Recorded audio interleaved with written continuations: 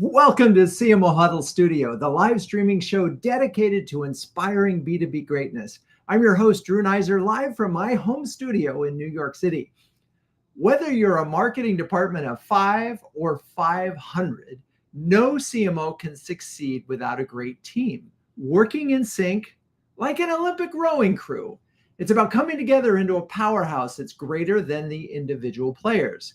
When it's working, it looks effortless. The oars are productively, barely creating a splash. But when it's not, sloppiness and fatigue abound. And when you dissect the problems, you often find the talent is in the wrong seats or simply incapable of pulling their weight. It's a lot to sort out, which is why we've assembled an all-star team of CMOs to share their approach to building and nurturing dream teams.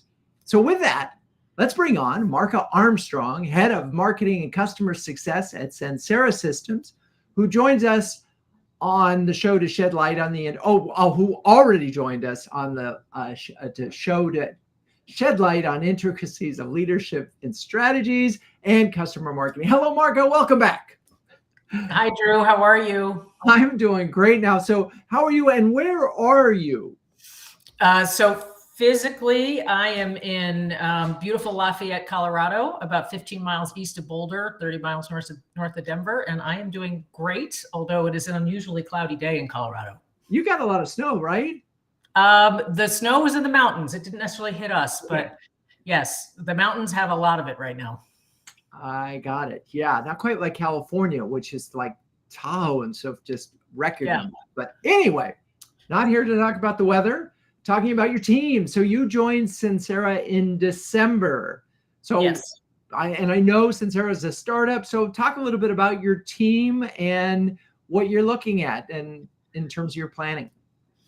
Absolutely. So when I joined Sensera, the marketing department was very transactional in nature. And what I mean by that, it was, I need a data sheet. Can you do this for me? I need a lead. Can you find it? We're going to an event, make it happen. There wasn't a lot of thought leadership coming out of the marketing team, which is part of the reason that I joined and I was hired. And so the functional areas were deficient from a product marketing, strategy, overall thought leadership perspective. And there were some really great people, and still are, that were doing, like I said, the execution. So in the past 3.5 months, what I've focused on is to try and bring in more of that thought leadership on the product marketing side, make sure that we have in-house the skills that we need from a demand generation perspective, because we were heavily reliant on outsourced teams to develop that top of funnel for our organization. And then also bring on an agency that can help us in our positioning, because it's sorely needed based on where we are from a startup perspective. That's a lot to sort through. And it's so funny because this is often the way it is at startups before they hire a CMO, is that they're at the beck and call of the CEO and the head of sales, and they just support them. That's what there's like sales support and sales enablement, exactly. Which are important, but that's not marketing. And right. So talk a little bit about the structure that you're seeing and what sort of, again, you're not a billion-dollar IBM, huge company. So you really have to get, we'll call it player managers, I'm imagining. Talk a little bit about how you're developing this team. You did outline all the functions, but are you hiring for each individual function, for example? So great question. So let me go to what I call the communications and the brand and the PR function. I actually have incredible talent internally. For someone who has never done that skill set before, they've actually showed interest in it. They're a designer by background, but they single-handedly pulled together our presence at the largest construction show. That's our vertical in the January timeframe. So they have an interest in events. They have a keen understanding on how to position the company. And so from that perspective, there's a learning opportunity to take this person and say, hey, let's move into this place that I'm going to call communications and brand, right? So that was one thing. Then there was a person who was doing content, but really just blogs and not much more than that, case studies, right? Right. And then from there, ultimately, I said, we really need product marketing. We need somebody that can intersect with product and engineering and sit between that group and sales, and then figure out how to make sure that whatever we're putting in market is relevant to the client. That individual decided that wasn't her jam. So I'm in the process of hiring somebody who is a core product marketer, right? So I had to go outside for that. Then on the lead generation side, again, I felt really strongly we needed somebody internally who could manage that process and, again, sit between whatever we're doing from an advertising perspective and sales and rev ops. And rev ops happens to fall under me at this moment in time. So it's kind of an interesting trifecta of marketing ops, rev ops, and demand gen. It's actually kind of nice to have it under one house, under one roof. So I went and I hired for that. And then there's this lovely thing we call marketing operations, right? Which is, all the plumbing.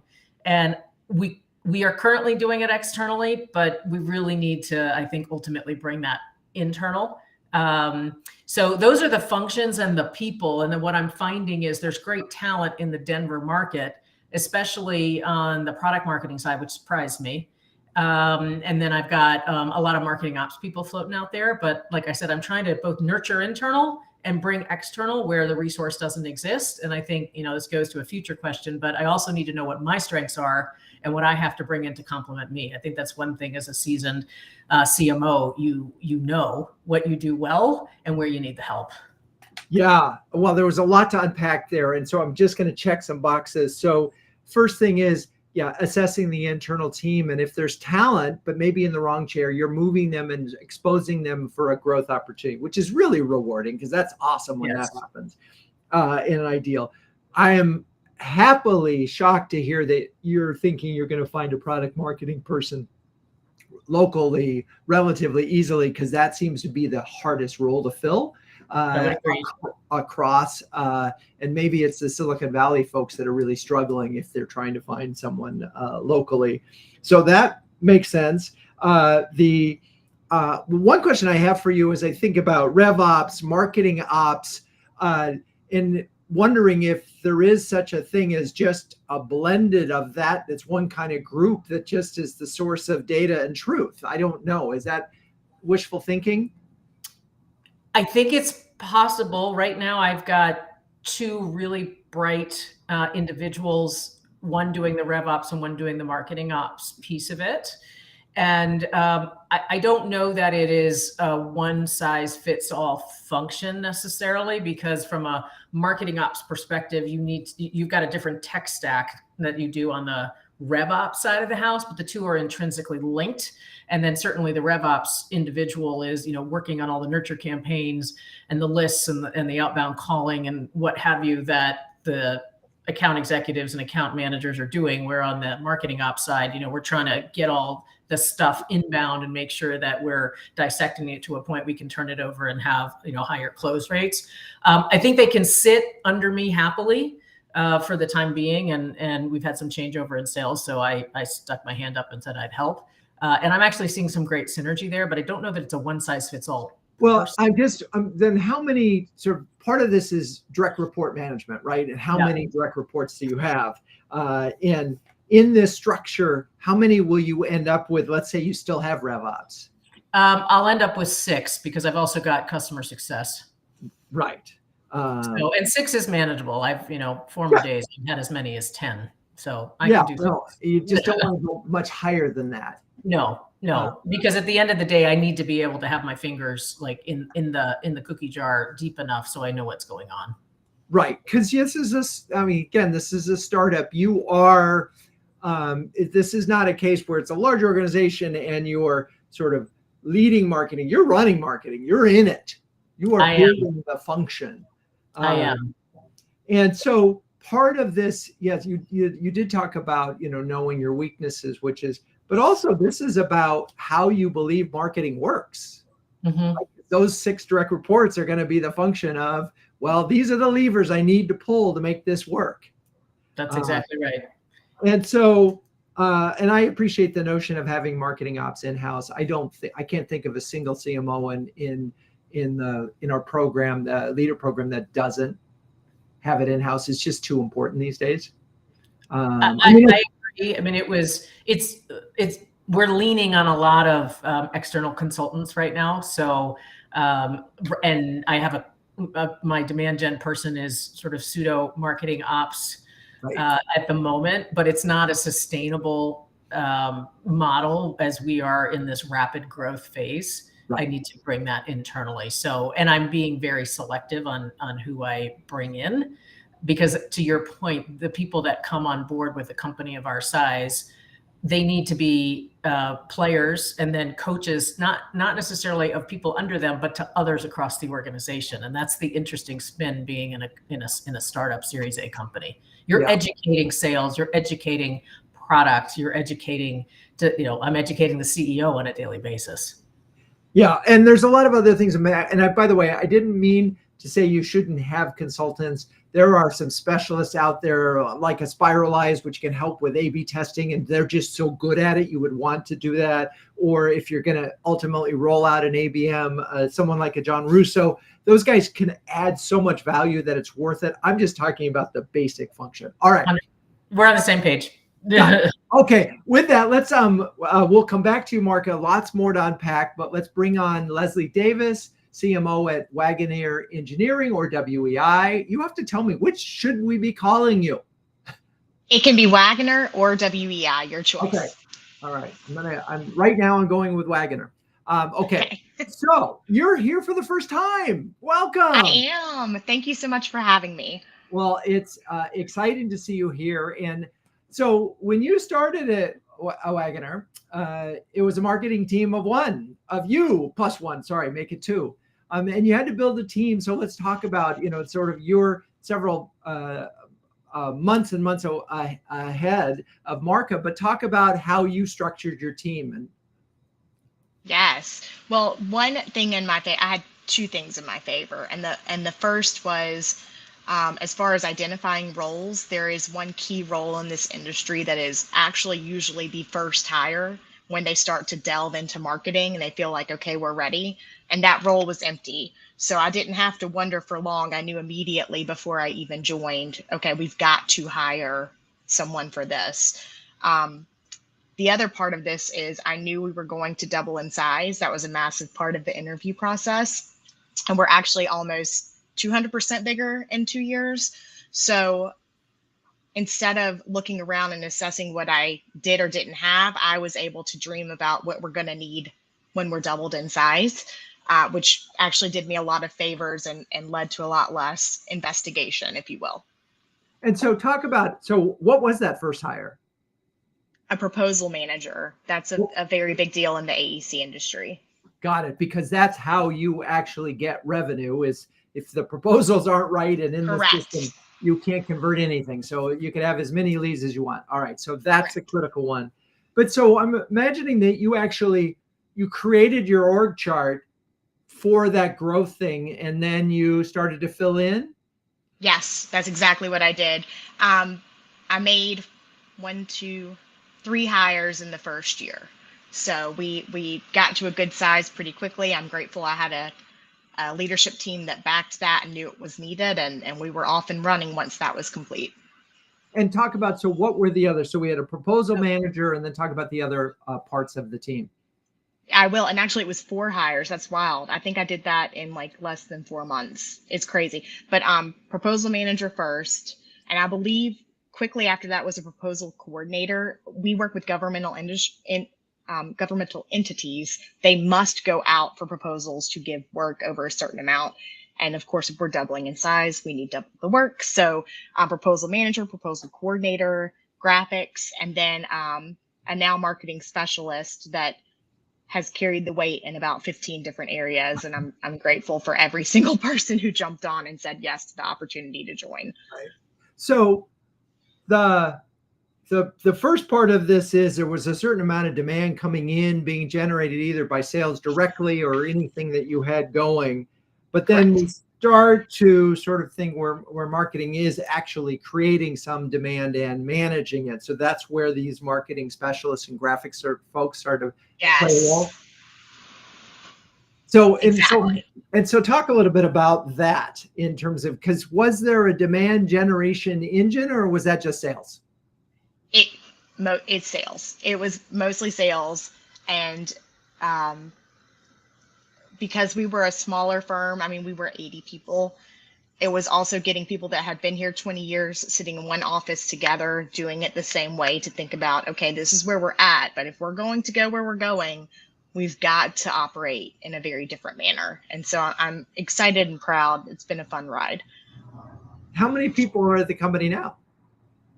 We are at 274, but we expect to double again within maximum of 2 years.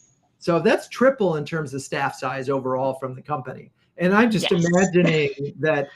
So first of all, that the role of marketing must have changed through the course of that growth.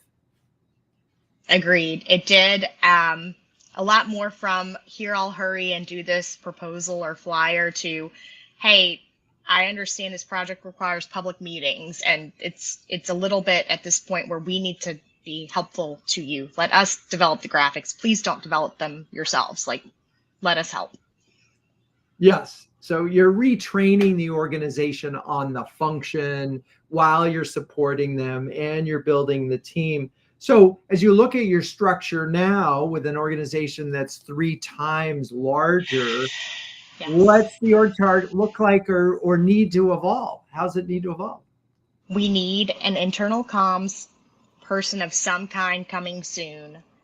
I think the next hire behind that should probably be, I'd love someone with photography experience so that we're keeping that in-house, and someone with that innate knowledge of what they're trying to accomplish.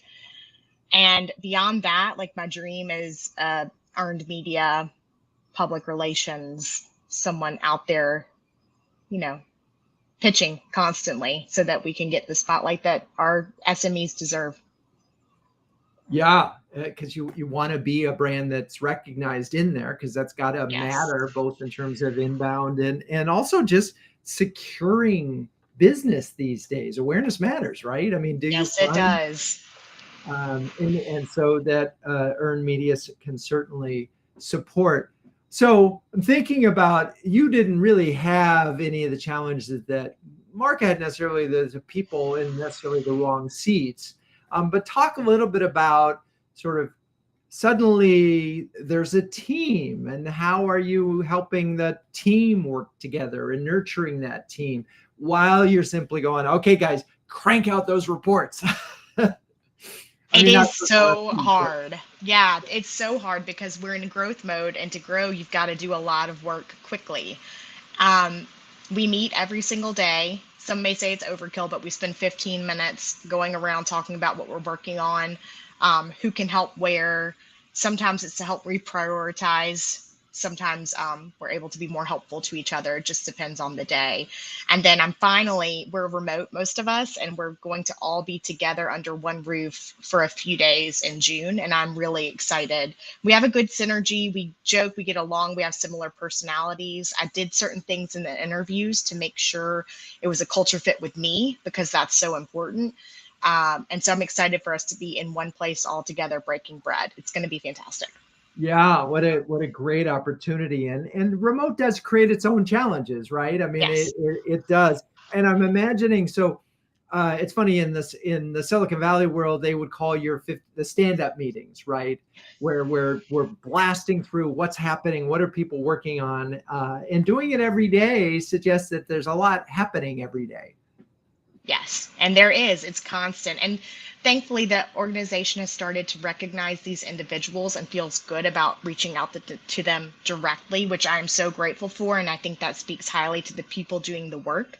But it also means sometimes I have to sort of remind them that this priority for you, the person requesting, is priority 10 in the things we have to accomplish. And so that's when I could hear that and say, hold on, I'll put this at bay. Let's focus where we know we have to focus this week. Right. So this comes down to, it's funny, one of our huddlers has his list of 7 different ways to say no. But if you're really making this transformation that you're describing, where you're moving away from being, delivery, like Marca was talking about, how they were just taking orders, Yes. then you have to empower your team to be able to say no in different ways, right? Depending on who's asking.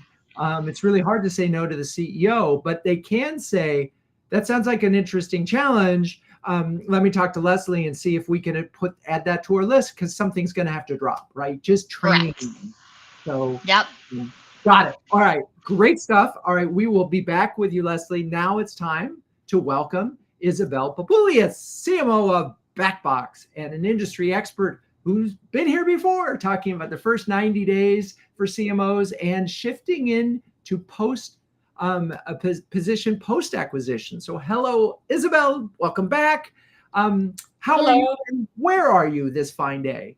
I am great, and I'm in warm Chicago. As you all know, we're having a summer in the winter here. Actually, it's quite cold today, but it's been generally summer in the winter. Amazing. Amazing. Well, and then we're going to get a chance to meet finally, I think, face to face. Excited about that. Thank you for having me again, and I'm surprised you're not getting tired of me by now. It's always a pleasure to be here. Well, fortunately, this is the first time you've been on the show since you were at BackBox, I think, right? I think so. Okay, yeah, you're probably right. So, and since talk a little bit of what is BackBox, and let's talk about that in relation to your org structure. Yes, of course. So BackBox is a network automation platform. We focus on very security-centric automation for network teams. So, if you want to zoom out a little bit, we're generally under the broader cybersecurity umbrella, but really we work with network teams specifically to help automate work around vulnerability management, device configuration, compliance, and such things. So we save them a lot of time, and we improve the security of the network because, it removes it makes network teams, network engineers a lot more efficient and effective at what they do, and it removes the human errors. Interesting. So it's a technical sell and it's a technical audience. And I'm imagining that has some impact on the folks that you hire or that your team. Talk a little bit about, and especially in the context of what you heard from Marca and Lesley. Yes.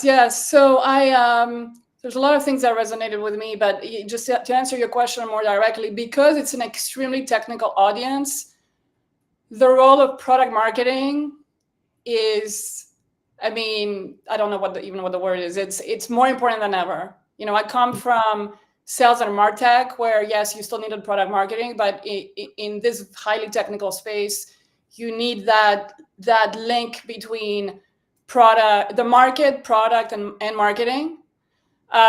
Frankly, for marketing to be able to truly understand the product, and then the person who can both speak the marketing language, but also speak the language of the buyer, and also speak the language of our engineers in-house, and the person who's going to keep their finger on the pulse of the market dynamics. What are the customer needs? What are the competitors doing? What are analysts saying? Where is the market going? The person who can really truly lead product launches and major campaigns around product launches, and then the person who can also produce content, again, that's in the language of the buyer. It sounds like it's funny because when I think of product marketing, I think of a lot of ex-engineers who just sort of like the communication function, but it's almost like they have to have that very strong technical sense. So when you got there, was your product marketing team rocking? So yes and no. They were rocking in the sense that there was a very talented person in that role, and he's still with us, luckily. He was severely underutilized, in my opinion, right?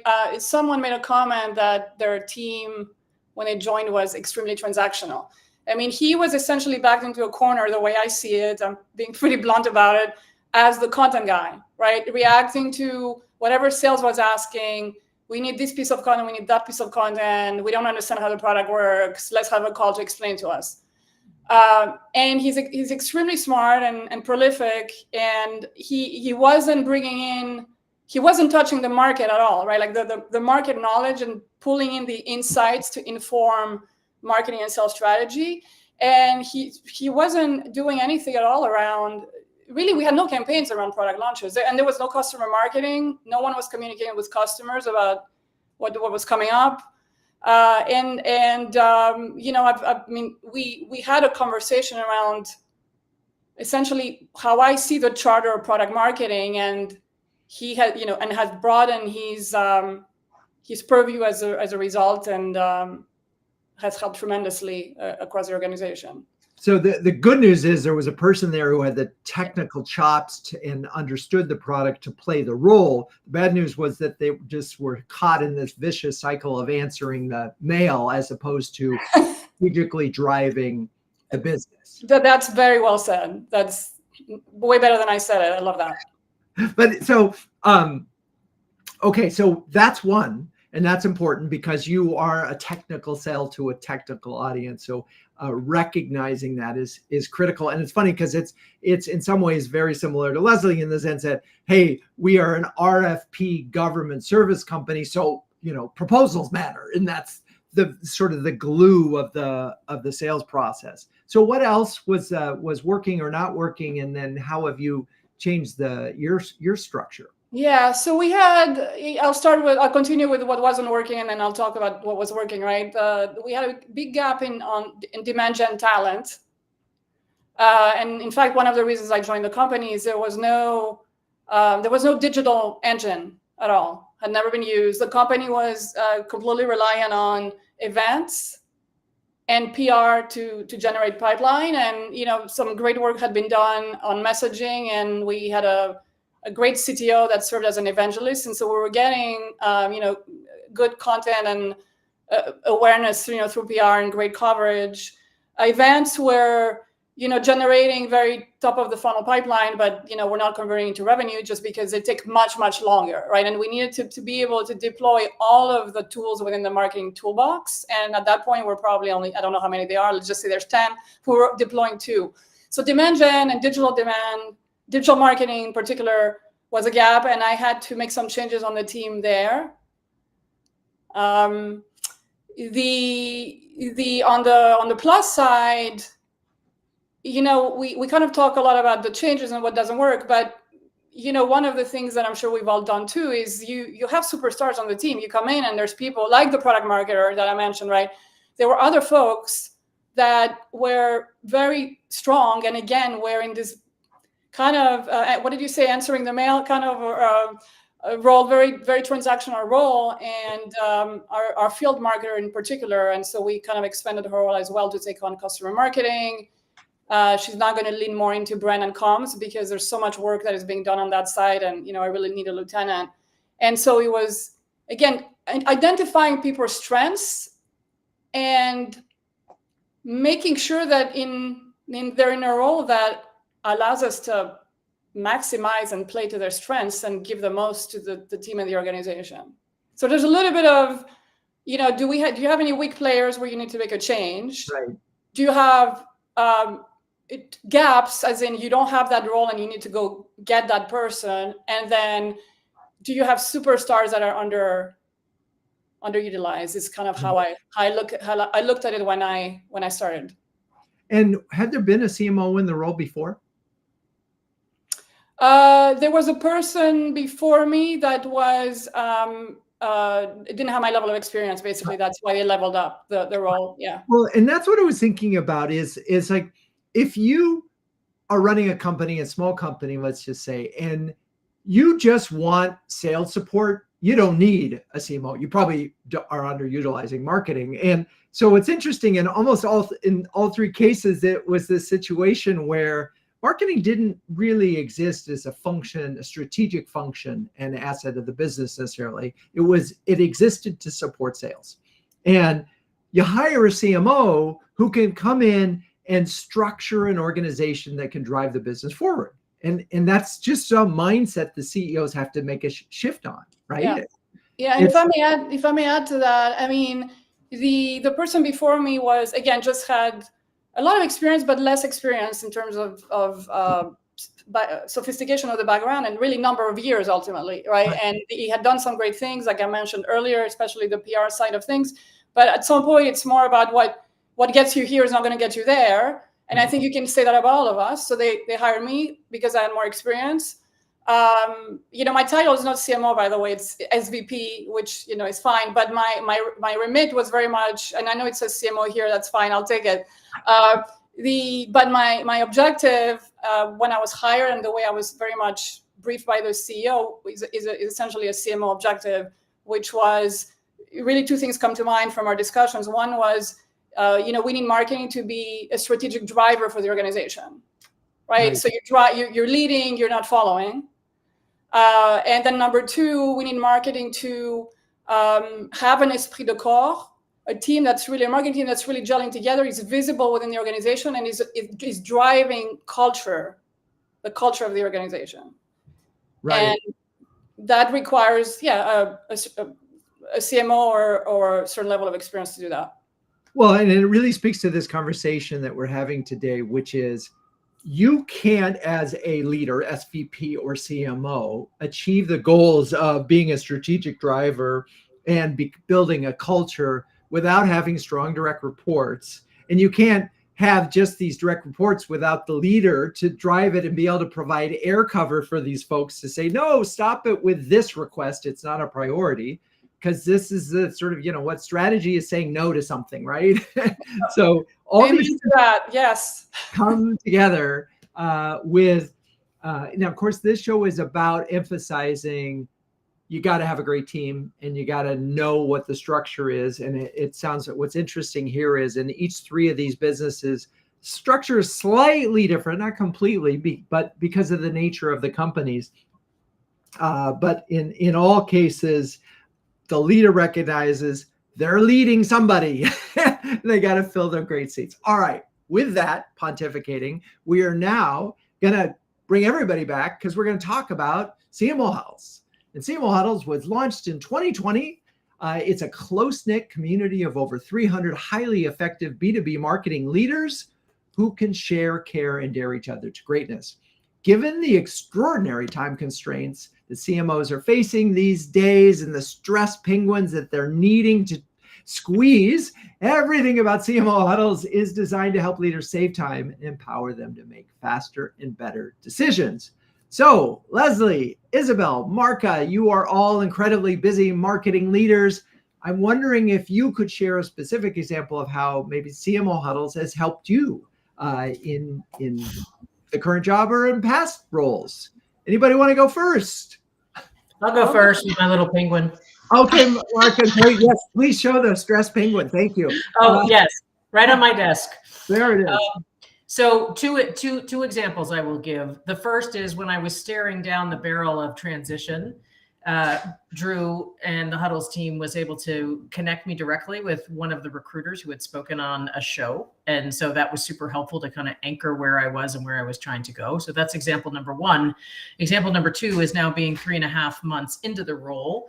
There's a lot of information out there on the first 90 days, but not a lot on what's next. So I reached back out to the Huddles team and said, hey, how about the second 90 days? Because it's really, I think, I don't want to say easy, but to make an impression in the first 3 months. And so then subsequently put me in touch with somebody who's written a lot about that, blogs a lot about it. And we've since had a terrific dialogue to get my engines spinning on, what do I do next? I love it. Yeah. And it's funny. I want to see that report. I definitely want to see that. Okay. Isabelle. Yes. I always, whenever you ask, I give the same answer. What I get a lot out of CMO Huddles is not just what happens in the huddles that we have, the webinars, if you want to call them, that we have them regularly, but what happens outside of those. Because they're small huddles, it has allowed me to build really one-on-one relationships with other CMOs that I take outside of the huddle. And I can follow up with them directly. And I know kind of people are all expert in different areas, and I can set up a call with someone and deep dive on a specific topic. Additionally, again, the continuous learning, the emails that you send out, Lou and Drew, following the huddles and whatnot. I feel like it's not just the event, the huddle itself, but then there's a continuous loop of, let's call it like interaction around it that I find very, very useful. I love it. I appreciate that. And you for a long time, Huddler. Lesley. I would say feedback is invaluable and you can get it there. It's hard to go within your organization sometimes and say, I'm not quite sure what I should do here, but you can do that at CMO Huddles. And the other thing is just little everyday challenges, trying to find a vendor that you need in certain circumstances. And it's a lot harder to start from scratch than it is to go to CMO Huddles and say, hey guys, has anyone ever used this vendor, or do you have a vendor you recommend? And you sort of, they're vetted and known, and you can go from there. I love it. Thank you. Appreciate that. Well, if you're a B2B CMO who can share, care, and dare with the best of them, but currently go on it alone, do yourself a favor and join us at cmohuddles.com. Okay. So speed round. Hardest role to fill right now. I'd say product marketing because it's very specific. Product marketing. Proposals for us, very different. Right. Yeah, interesting. Okay, we're going to keep moving on that. Interesting. Yeah, in the product marketing one, just to put a sub point on that is these people really have to understand the technical details. They really need to and want to, and not every marketer can get that deep. So, okay. Let's talk about this. Isabelle, you talked a little bit about the culture and so forth. Talk about the role that you play in sort of building that culture, defining that culture, and then using that to attract talent. Yeah, it's interesting. So we haven't quite. The way you're asking the question, I imagine you want to know about sort of employer branding specifically. We are starting to do some things there. We haven't focused on that as a priority, in the last few months, but we are now. So work around corporate values and mission and vision of the organization and so on. But we are doing other things like leading. Well, we have a podcast, internal podcast. It's kind of like an all hands quasi podcast that we call BackBox. And so marketing leads that and hosts it and have guests across the organization on different topics. That's a fun idea, by the way. Just have it. It's fun. It's a little different. It's a little different than your typical all hands with like presentations and the CEO is presenting. It's really more. It is like a podcast. I mean, it's on Zoom, but it's a Q&A. It's a Q&A and it's very fluid and.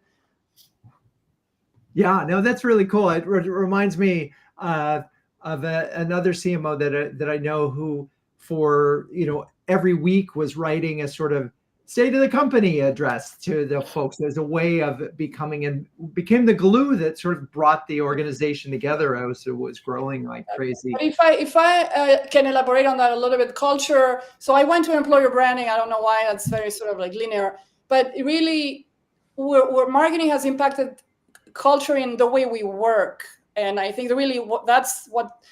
When I was hired and the conversation I had with the CEO was around that. So there's a mindset of, again, leading versus following, right? We're very much, in many ways, driving go-to-market strategy. There's a planning mindset in marketing now. We work with V2 Moms, which is kind of version of OKRs, right? We plan ahead for each quarter. The entire organization leadership team knows that. So it's, there's the way marketing is working, it's more strategic, it's more elevated, and it's more visible across the organization. And in some ways, it's also pulling other departments in, if that makes sense. And I believe that's culture as well. Yeah, it's how you work, which is really interesting. I'm wondering, Marca, Lesley, did that spark some thoughts in terms of your role with culture at your organization? I can chime in. So from a cultural perspective, I think it starts with your purpose as an organization. People want to work for purpose-built companies. So what is it that you're solving in your market? And then how do you attract people into that? And then ultimately, what are your principles as an organization that support that effort? So, one of the principles that really attracted me to Sensera was this ongoing desire of curiosity. So we have some people in our company. There's one electrical engineer, just incredibly brilliant individual. And he just asks and asks and asks and asks, right? To in some case, you're like, wow, where does he come up with these ideas? but it's just an ongoing curiosity that he has. And it could be about product, it could be about manufacturing, it could be about a customer. But when I get up in front of the organization, and I've done it now 3 times for our monthly town halls, I can always anticipate that this particular engineer is going to ask me some question. And it's just because he's curious. And so I think the principles that you embody within an organization then help drive that culture. And then to what Isabelle was saying, as a marketing team, we've got the responsibility for employer brand. So, how you push that out, there are various ways to do that. But that's what I would say. It's funny, as you were talking about your engineer, I was thinking about the 5 whys. I can't remember if it was the founder of Sony or the founder of Matsushita, who kept, used that as a way of sort of getting at to the real insight. But yeah, it's nice if curiosity is part of the culture, because if it isn't, it's a problem. Lesley, it's interesting because you're a bunch of engineers, and marketing isn't. How are you finding the balance then between the sort of need for innovative, creative versus technical? It is a balance. I'll just start and say that.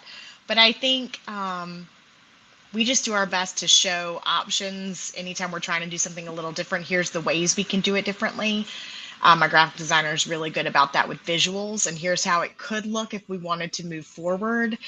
And then sometimes I just have to be not well liked and say, we are moving forward. And so we'd love your input, but if you'd rather not give input, that's okay. We're going to do this. It's called leadership, I guess. Someone's got to say, we're going this way. I got your input, appreciate it, but we're going this way. And of course, your team needs to know you're protecting them to do this. So, this is the hardest question of any way, which is, as a CMO, you have a remit to your organization to deliver a certain amount of revenue and pipeline and all those things. And we talk about those metrics, but how do you translate sort of the business metrics of growth to your individuals in your team's performance, given the fact that it's not always a straight line from I'm doing PR and marketing or events, right, to bottom line. So talk a little bit about your metrics and how you look at team performance against sort of individual goals versus the goals of the business. I'm going to pick on you, Isabelle, first. I missed the end of the question. I'm sorry. Would you repeat that? The question is, how are you measuring the performance of are there individuals? So you mentioned OKRs or the equivalent of it. How are you measuring individual performance, and how does the individual measurements align with the business measurements? Yeah, that's interesting. I don't know that I go as deep with individual measurements, and I'd love to hear what Lesley and Marca say. But I mean, the V2 moms, obviously there's owners for each initiative, right? And there's outcomes attached to each initiative. So that goes back to the individual, right? If we deliver on this initiative or not. But ultimately, and then we do, I mean, in my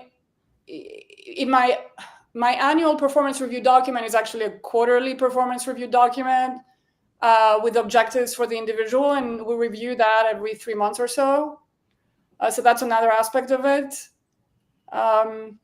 In terms of individual performance, I think those are the 2 things that come to mind.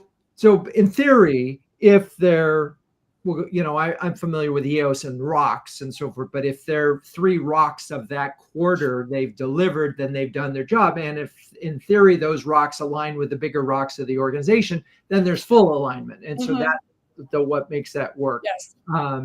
Marca, how are you sort of evaluating performance, and how do the revenue metrics permeate the marketing metrics, if at all, from a performance standpoint? Yeah, I think this is an art that we as CMOs have continued to perfect over time. And I've certainly learned a lot from my peers on this. But when I, in my former company, had the opportunity to work with a principal at Bain Consulting, and she was brilliant in terms of taking the top level OKRs for the company, like the objectives for the company, and then enabling us to whittle that down then to functional OKRs and then to individual ones. And it was really important in order to get, and this was during COVID, right? So we were all displaced into our homes. So you couldn't have the water cooler conversation. And it was really important for people to have metrics that every day they could wake up and say, okay, I need to, if I'm responsible for social media, one of my things is to 3 posts this week. And then over the course of the month, how have I increased followership as an example, right? And then that ladders up to how are we driving awareness as a brand? And then that ladders up to, okay, what is the customer feedback that we're getting through NPS. I'm just kind of making this up as I go. Sure. So that's what I've done at Sensera. In my first month, I said, okay, and fortunately I walked into an organization that had the established OKRs at the company level. And then from there I said, okay, what are the objectives for marketing? And then what are the objectives for CX? And I tried to keep them the same, but then the actual KPIs for those teams are different because they're different functions, and then ladder them down to the individuals. And when you get to an individual level, for example, for a technical support person on the phone, it might be, hey, I'm going to write 3 articles for the knowledge base based on what I'm hearing from clients that they're having issues with, right? And then on a quarterly basis, you go in and you say, has that person done that? So we are I've made it very prescriptive. And especially now that I've got RevOps under me, it's even more important because I've also got the SDRs. And those SDRs, they're like, hey, I want to make my bonus. What do I have to do that? And so, I think the quantitative and the qualitative match are critical in order to keep the organization flowing in the right direction, especially when you're in a high growth company, because you can get bifurcated so fast. Yeah. Well, and I'm also just thinking about, really thinking about Liz Weissman, the impact player versus a contributor. And Yes. It's a whole nother thing. And I'm just wondering if the structure and everything, because for contributors, you can say, write 3 blog posts, and they'll write 3 blog posts, right? But an impact player will say, well, gee, blog posts are for thought leadership. Thought leadership is about differentiating in the marketplace and having a unique point of view.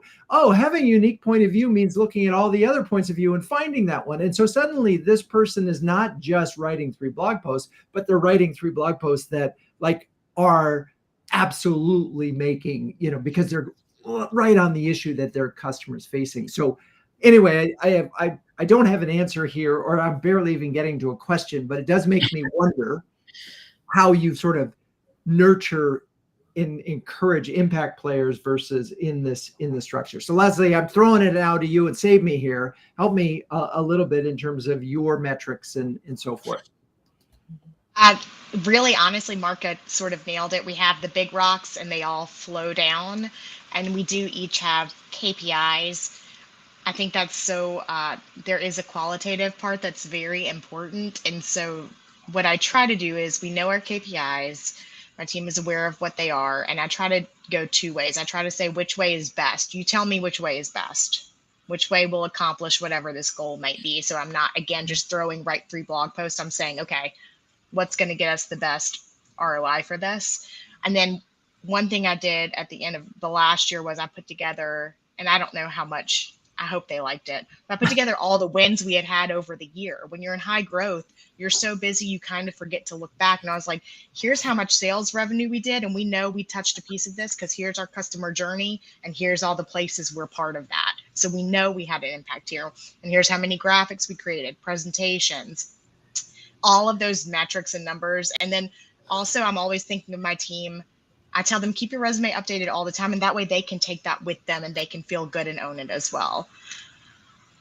Interesting. Yeah, no, I love this sharing the wins. And that's so much part of this is the cheerleading and the culture of success and Yes. all the things, wrapping it up. Okay. So looking ahead, I mean, we've had a lot of huddles on generative AI and whatever, but do you see some emerging skills or roles that you think are going to be critical for marketing? This is in your crystal ball. It could be 3 months down. It could be 3 years down, but new roles.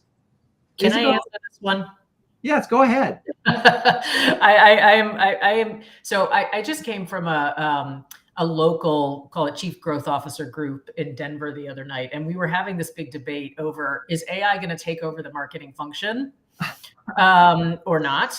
And it was interesting because we were a group divided. And where I land on this is it's not an emerging role for me. It's more of a re-emerging skill, which is the ability to critically think and write.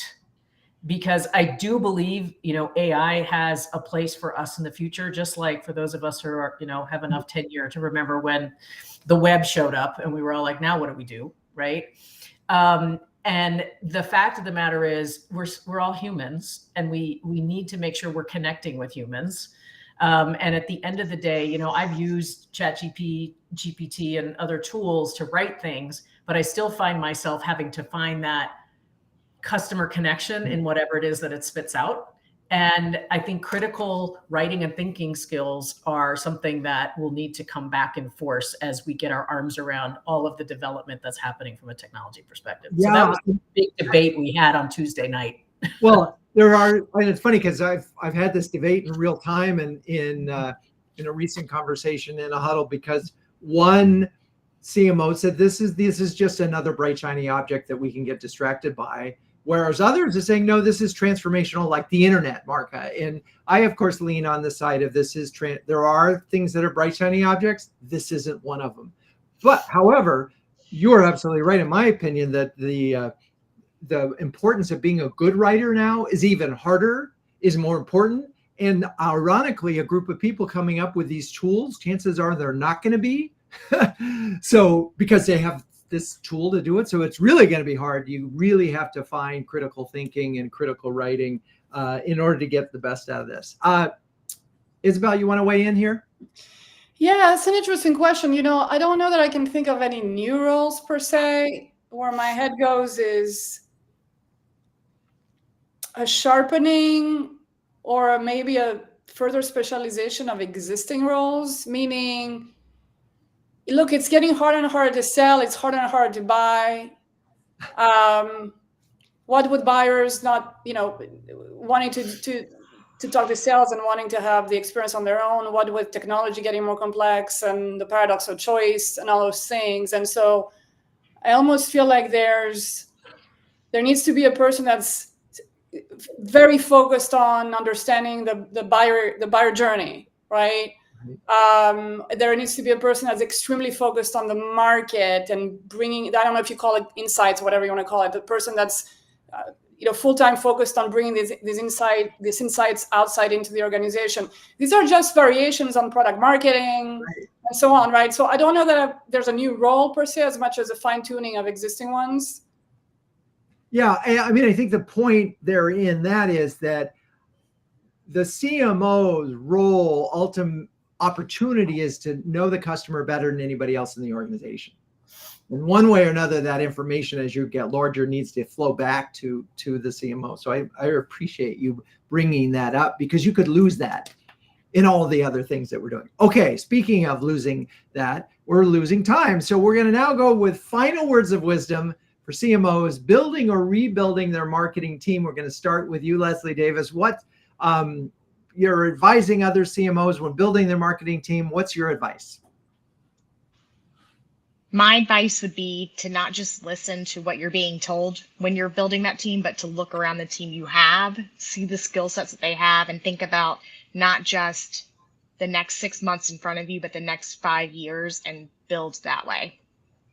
Build for the long term, but assess your team on the talent you have in the short term. Okay, that's number one. Let's see, Marca Armstrong. Marca, what's your tip here?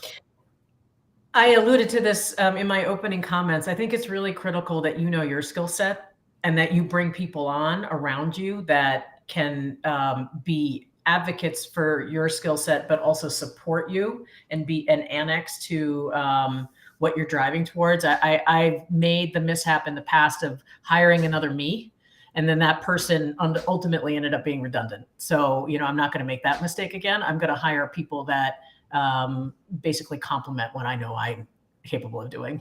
So you really need to know your blind spots, which means you have to be really good at doing a self-assessment and recognizing that. And so maybe ask a former boss, hey, what was I good at? What I wasn't? Just be honest so that you can really fill in. That's great advice. And Isabelle, Papoulias, Isabelle, bring us home. Final words of wisdom. I would say trust your gut more than what others around you are saying. So to build on, I believe that's what Lesley was saying as well. And with that, don't take too long to make decisions about any changes you want to make on your team, any new hires, or any expansion of responsibilities. If your gut tells you something is right or not right or needs to change, it's probably telling you the right thing, and make those decisions sooner rather than later. Yeah. So, because these are people, and these are sort of human decisions where you really are looking at it. And it's funny, when we had a conversation the other day, and the question is, how long should you wait to replace someone that you don't think is quite doing it as well as they could? And the answer was, the minute you thought of it. And which is a little, it could sound mean-spirited, but no, what you're really doing is creating an opportunity for this individual to find a better spot for them. So, all right. Thank you, Lesley, Isabelle, Marca, you're wonderful sports. Thank you, audience, for staying with us.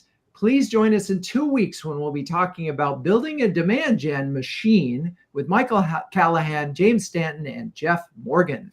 Cue the music.